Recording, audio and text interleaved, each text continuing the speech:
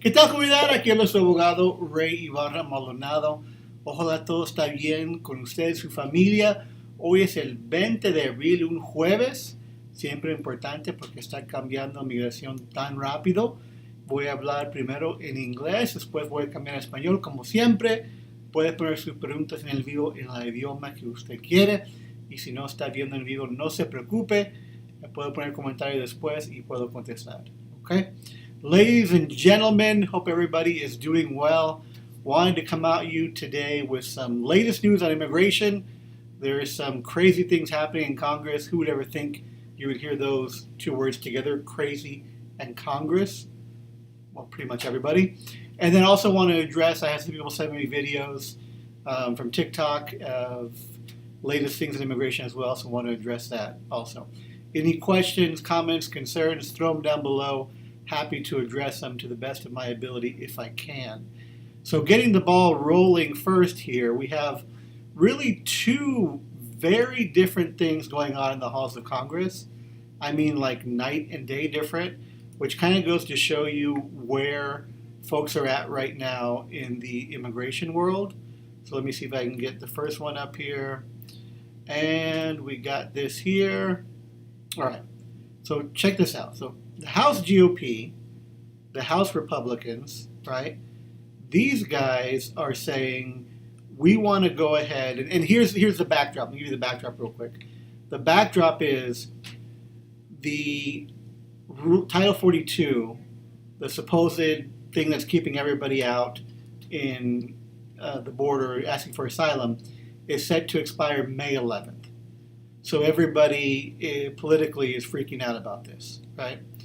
So the Republicans are saying, what we're going to do is we're going to come up with the most restrictive immigration plan that we can, and we are going to try to hammer away at any benefit that Biden has done for immigrants, which he really hasn't done any benefits for them. But they're saying we want to roll it back to Trump era, make it even more restrictive to apply for asylum. So there's a group of Republicans in the House that have introduced this bill that are getting it out of committee. And it's going to get out of committee because all the crazies are on there. And it's saying that they want to limit asylum, make it more difficult to win your asylum case, make it harder to win your credible fear, make it harder to apply for asylum. All these horrible changes directly targeting the poorest and most vulnerable people in our hemisphere. That's what they're trying to do, right? So in response to that, or perhaps independently, maybe it's not fair to say in response to that, but we have the complete opposite going on in the other end of the spectrum. And remember this, Republicans control the House, but not by very much. Democrats control the Senate, but not by very much. Even moderate Republicans aren't going to go with this crazy bill that the far-right Republicans are putting out there. But also means that we're not getting anything positive, we're not getting any traction on things that we want. But another change that we're seeing from the other side of the aisle, from the Democrats, let me see if I can get that up here real quick, is this Menendez plan. Right, so Senator Menendez, long known for his advocacy for immigrants and defending our community, a champion of the people, so to speak. Great to see what he's putting forward. The only problem is it's literally called the Menendez plan. Like it's nobody else. It's just him. And that's obviously very risky because when you go at it alone, how much can you actually accomplish in Congress? And what we've seen historically is, well, pretty much nothing. Right? In his plan that he released, he's trying to convince the Biden administration to do more. Who isn't trying to convince Biden to do more immigration? You're getting it from both the right and from the left. He's saying to use parole power more, so create like kind of parole work visa programs, which of course will be challenged immediately by places like Texas. Give more resources to the countries where people are coming from. Make it a smoother path to ask for asylum. So he's saying basically what Menendez is saying is good stuff. What the Republicans in the House are saying is bad stuff. And what's going to happen is neither fucking one of them. Excuse my language, but that's the reality of how divided we have right now these leaders of our country, alleged leaders. Let me throw some quotations up there, who are not doing anything to address the issues that we have related to immigration. So they're just going to create their own plans, which nobody else is going to join, and there's going to be nothing that gets accomplished. So as time gets closer to May 11th, might we see something else? Might we see something with the word compromise? It's possible, but I seriously doubt it. I think it's just going to go forward as is. We'll see what happens on May 11th. If it's what people predict happens, and everybody's going to come across and it's going to be chaos, then maybe that will lead to some action, but more than likely it's a lot of hype and we won't see a lot of change come May 11th or May 12th. Now there is, some other people have a different thought that says no. There's even reports now of people gathering and trying to cross the border, and some parts of the border being shut down. That leads me to another topic. And again, si tiene preguntas, comentarios, pueden ponerlo en el idioma que usted quiere. Bobby C, thanks for tuning in on YouTube, man. Appreciate it. Appreciate the support.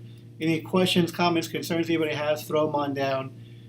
The last part I want to talk about is people have been sending me some TikTok videos that are taking off.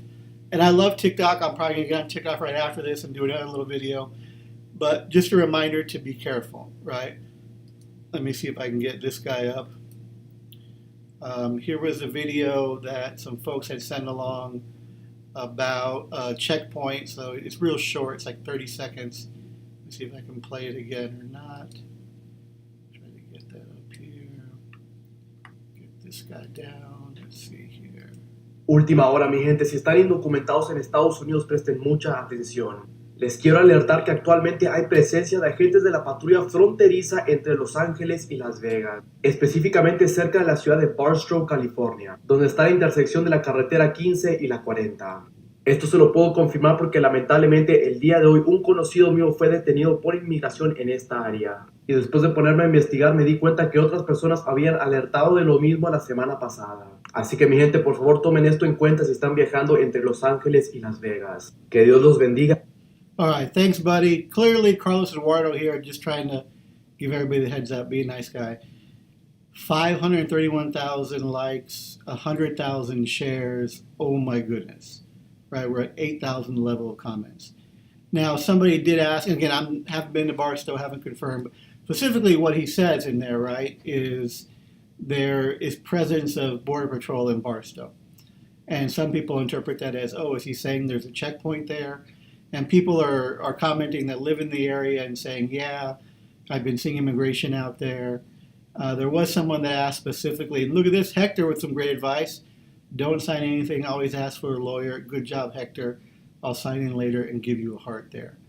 And someone else asked down here about the 100 miles. I'll talk about that in just a minute.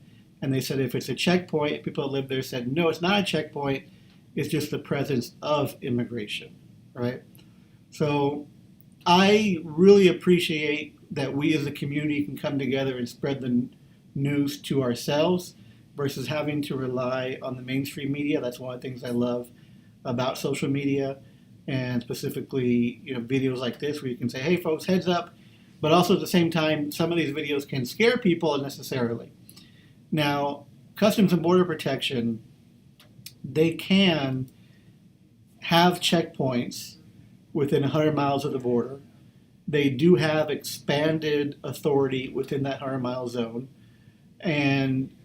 but they also can go beyond that, right? The 100-mile zone, just great page we have here from the ACLU. Appreciate ACLU's work on this issue, right? Here's the overall point that they drive home. About 2 out of 3 people live within this 100-mile zone because they literally take it from the coastline and the borders with Canada and Mexico and extend it out 100 miles. So within that 100-mile zone, there can be checkpoints. The other big thing is authorities have the right to board any conveyances, which is usually buses or trains, and ask every single person about their immigration status. That's within the 100-mile zone, right? But even outside the 100-mile zone, there can still be Border Patrol. It's not like they can't step past 100 miles. It's just they have expanded authority. We have less rights, as the backwards of that, within that 100-mile zone. So within the 100-mile zone, they can set up the checkpoints, they can board vessels without any reason whatsoever, conveyances, and ask people for their immigration status. Outside of that 100 miles, they can still be there, right? So what Border Patrol does, if they don't have an official checkpoint, they can be there on the side of the road and watching cars as they go by.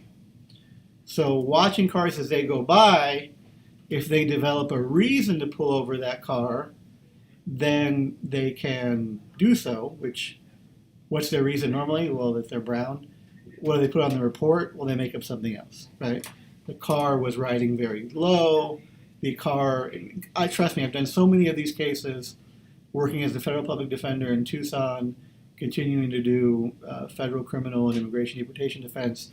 I've seen so many reports, and it's absolutely insane the rationales that they use for pulling people over when they don't have a checkpoint. The car was too dirty because I think it just came out of the desert, okay? The car was too clean, as if they had just washed it. The car was riding too low, as if something was heavy in the back. The car driver wouldn't make eye contact with me. The car driver made too much eye contact with me. They say the exact opposite things, whatever they can use to try to justify that stop. And that can happen in Barstow, California. That can happen more in the interior. That can happen anywhere. So immigration does need that reason. A quick reminder, folks. I'm going to switch to Spanish right after this, but a quick reminder.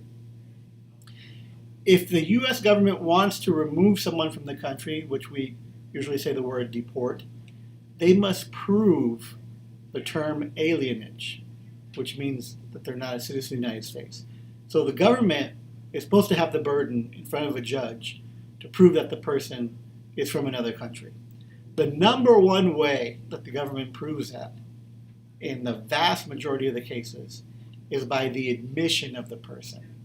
So that person's comment down there, don't sign anything, don't answer anything, is the golden rule when we're talking about if you get pulled over by immigration, if you're going through a checkpoint, it's going to be uncomfortable. And if you refuse to answer questions, you're going to get arrested, you're going to get taken to the detention center, you're going to get fingerprinted, that's all going to happen.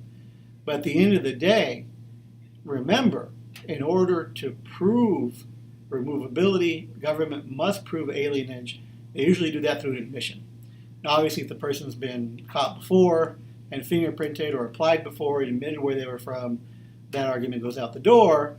But if you refuse to answer questions from Border Patrol, from ICE about your immigration status, the burden remains on the government to prove that, and you take the case to a lawyer, well, then you have a chance to get a victory in your case by them not being able to prove that you are inadmissible, removal, that you are, and I don't know if you use the word, but you know the word I'm thinking about, right? So that is the latest and greatest in immigration. Please tune in again next week, because I think as we get closer to that May 11th deadline of Title 42 going away, we're going to see some things heating up.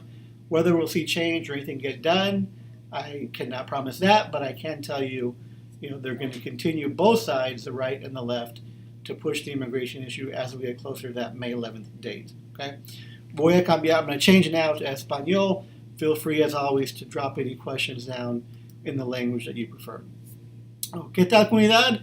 Hoy es el 20 de abril, es un jueves, y estoy aquí para avisarle los nuevos anuncios de migración. En el Congreso hay dos cosas importantes que están pasando, porque el 11 de mayo va a terminar el título 42.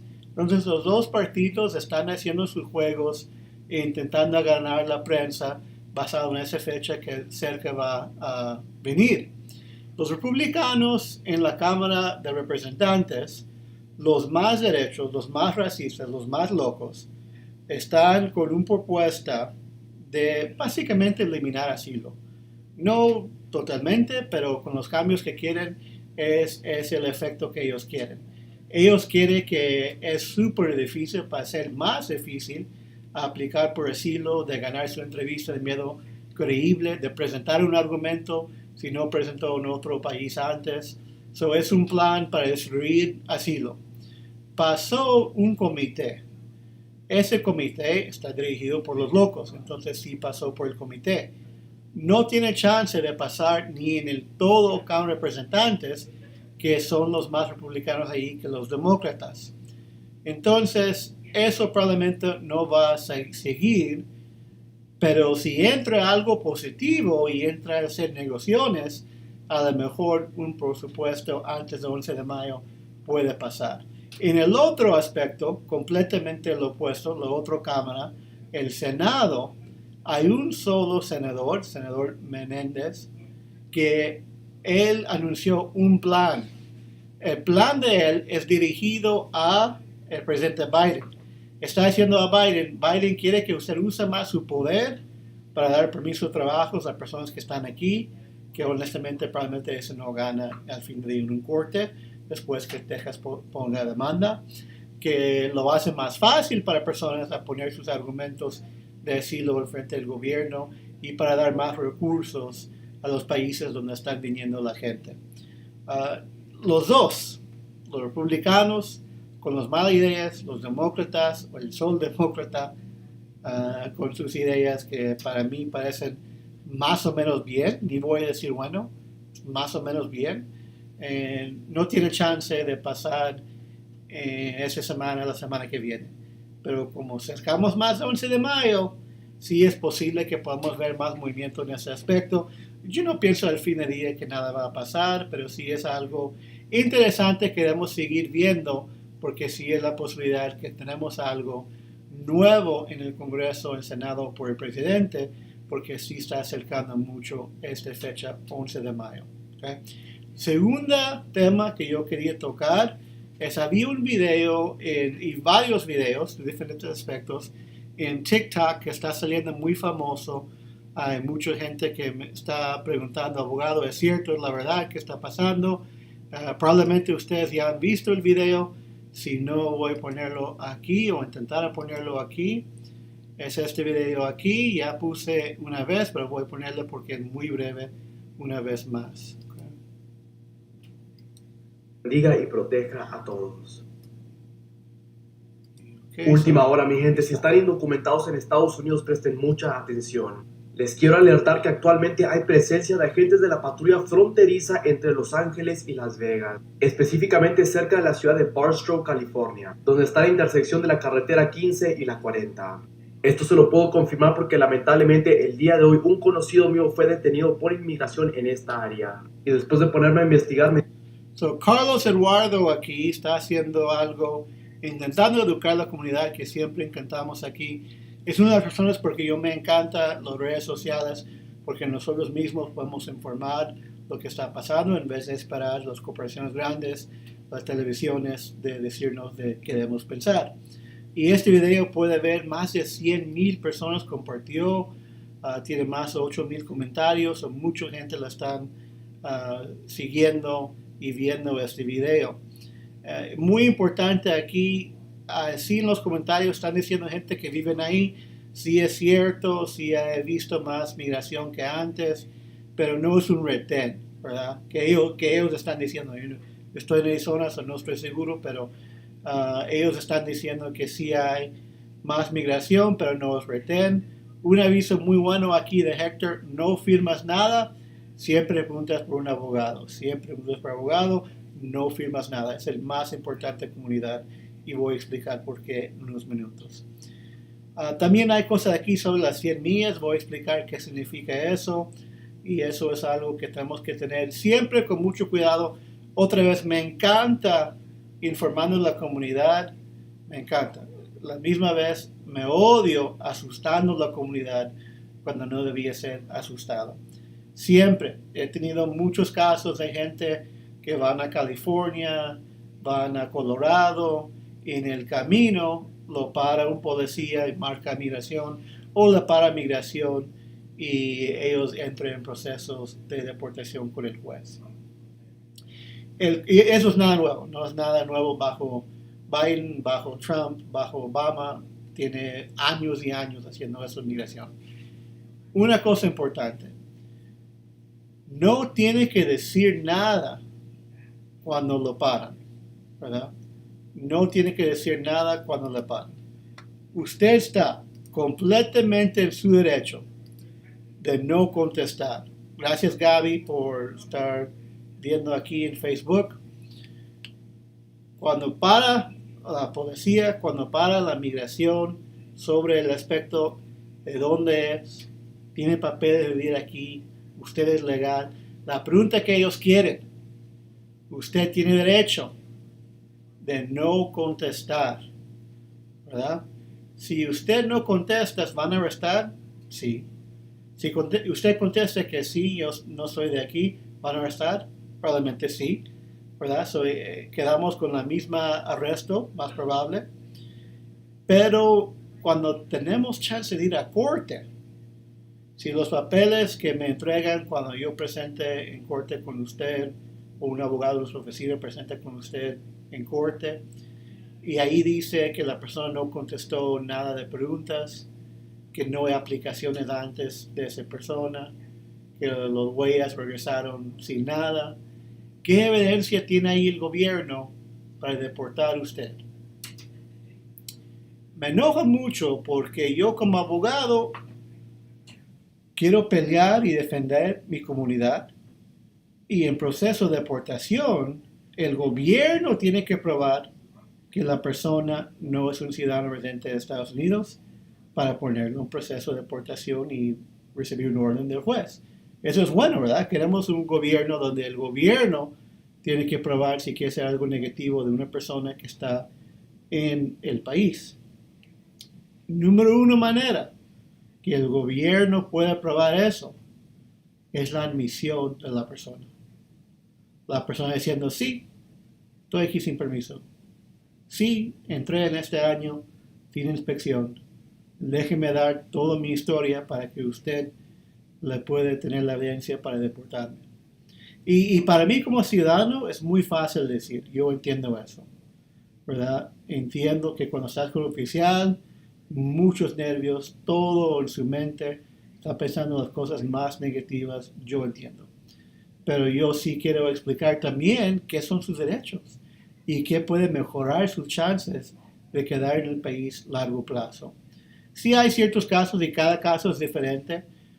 Sí conozco personas que entran en mi oficina y dicen, pues tengo más de 15 años aquí, tengo un hijo o una hija con necesidades especiales, y para mí yo pienso que si estamos enfrente del juez, ese caso podemos ganar papeles, ¿verdad? Se llama cancelación de deportación, más 10 años en el país, daño extremo que va a sufrir sus hijos, esposos o papás que son residentes ciudadanos.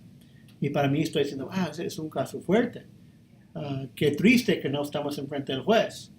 Y esas personas dicen, ¿por qué no puedo manejar al norte o a California o cerca de la frontera y me agarran y yo lo puedo decir que estoy aquí con 15 años, niño enfermo, etcétera, etcétera?